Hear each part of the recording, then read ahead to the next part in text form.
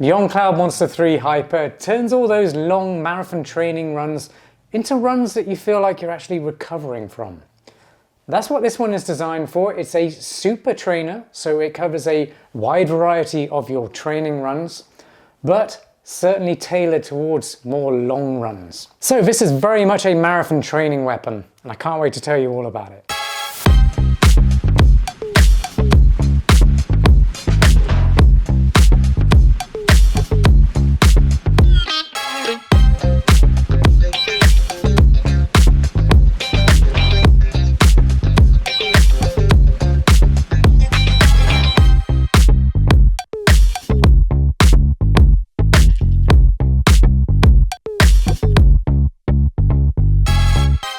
As always, let's kick off by going over the key specifications. They cost $220. I'll let you know if they're worth that high price tag by the end of this review. But bear in mind, these are super trainers, so they're designed to replace at least 2 of your training shoes. They weigh 9.4 ounces or 266 grams. Now, if you're wondering how that compares to other super trainers right now, well, I guess you could say it's kind of in line with those.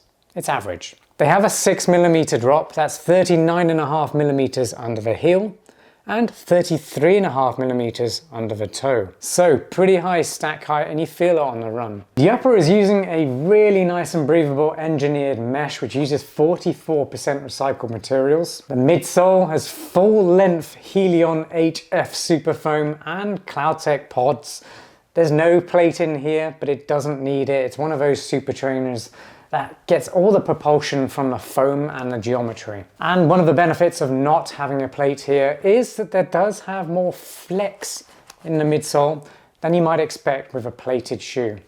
And that's really good because you're not going to be working your feet as hard because of it. Plates are often reserved for race day because they do put your feet under more tension. You've got to work harder to really get that energy return from them. So love what this one's done. I can't wait to show you the pop of it either. The outsole is using strategic rubber placements, so it hasn't got full coverage of rubber compound, but to be honest, it doesn't need it, and I like what I'm seeing here, the fact that it's more extruded away from the midsole, so you're not going to wear this section down as quickly as the previous version. Time will tell how durability fares, but so far so good. I'm liking what I'm seeing. When it comes to sizing and fit, they're very much true to size and length. They have a medium width, so classic on fit here. And although the toe box is snug, there is a little bit of room there to wiggle your toes and allow them to splay a little bit. The upper is super comfortable, plenty of padding around the collars, the heel counter, and the tongue has zoned padding as well.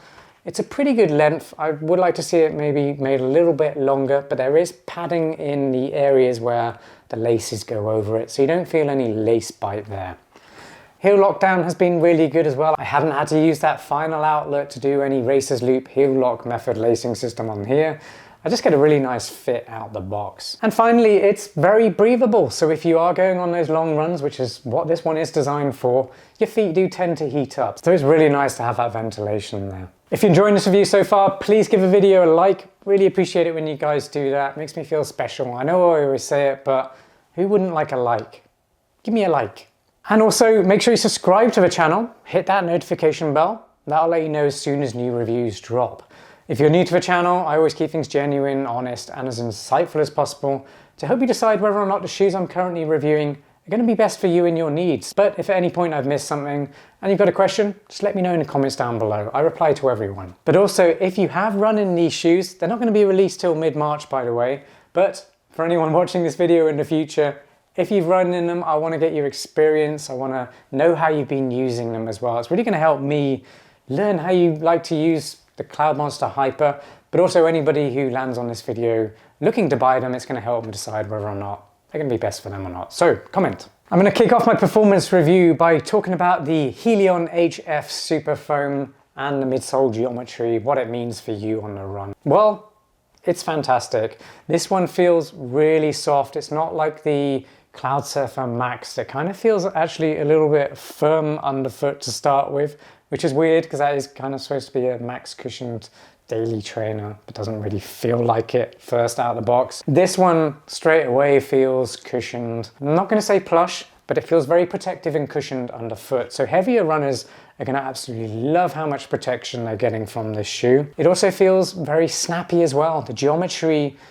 really does lead this shoe forward. What happens is when you collapse these pods underfoot, they lock in place and then they respond or spring back, pushing you forward. And this is all coming from the foam and the geometry. There's no plate in here at all, and it's not needed. Look what happens when I flex this shoe and let go. That absolutely flew. It nearly hit the ceiling. And my word, you feel it on the run, especially for a max cushion trainer. It has a lot of propulsion and it feels actually quite snappy on the run. I really like how the ride stays consistent on this one throughout the run, because it is a long run shoe. So a lot of the time shoes can feel a bit sloppy in the long run, either because the foam degrades or you start losing your form and the shoe doesn't have any built-in support. Now this is a neutral running shoe, it's not a support shoe, but the geometry of the midsole does lend itself to giving you support and a little bit of extra stability on the run. So it holds your form for longer, and that's really what you want for a long run. You want to be able to maintain your good form for as long as possible, because that's going to mean you're not going to get any little injury niggles coming in as you're running. You don't want to be thinking about that stuff when you know you've got miles and miles ahead of you. So a shoe that can help protect you from that, that's always going to be a win. I also have to mention this kick out at the heel. It really does help heel strikers, because I have been testing this just heel striking as I run to see how it performs in that situation. I tend to run more towards my forefoot or midfoot generally, but sure, sometimes when I get a little bit tired, I slip my form and I kind of sit back on a shoe a little bit and see what the shoe can do for me. And actually, because of this kick out, when you do land at the heel, you kind of get a really nice balanced landing. It's not like you're stepping on the end of a shoe. It's kind of like simulating a midfoot landing, if that makes sense. But what it does is you get a really good initiation of these pods getting locked in place, and it kicks you forward a little bit, pushing you through that stride, smoothing it out, and just helping to propel you forward. It's a really interesting feeling, and this is definitely one of On's best running shoes right now in terms of daily training. It's super versatile and it performs incredibly well. And sticking with that point, if you do feel like you want to up the pace during your long run, this can handle that very well. I was surprised at how well it performed if I did want to run a little bit faster, especially considering that near 40mm stack height at the heel. I would have thought this would just be too much shoe, too much clunk or bulk for me to feel like I want to pick up the pace. But actually, because of the response of this midsole, it just makes me want to pick up my cadence a little bit more and push harder. The outsole traction has been really good so far. I don't tend to have any issue with On running shoes traction on their outsoles. So this is very much the same here. Like I said before, the rubber compound does extrude quite a way, probably 2 or 3mm away from the foam, so you're not going to get much contact on this exposed area, which tends to be an issue with zoned rubber compounds on the outsoles of many running shoes nowadays, is it doesn't extrude far enough away, so you end up wearing into or making surface contact with the exposed foam areas.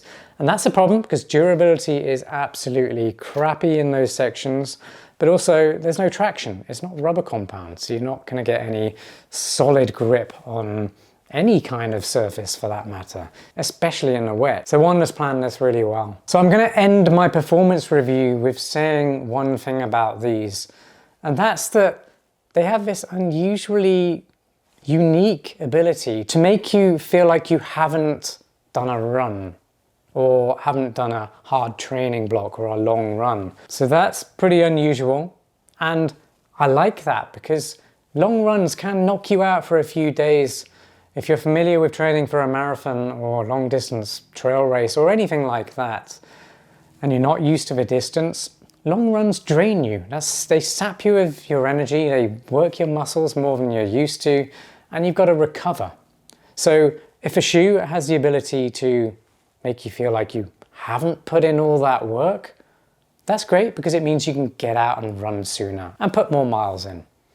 That's kind of how I'm summing this one up. It's special in that way. If you're wondering where the on Cloudmonster 3 Hyper features in my best super trainers roundup on alistairrunning.com, well, all you have to do is follow that link up there. That will take you to my roundup of the best super trainers right now.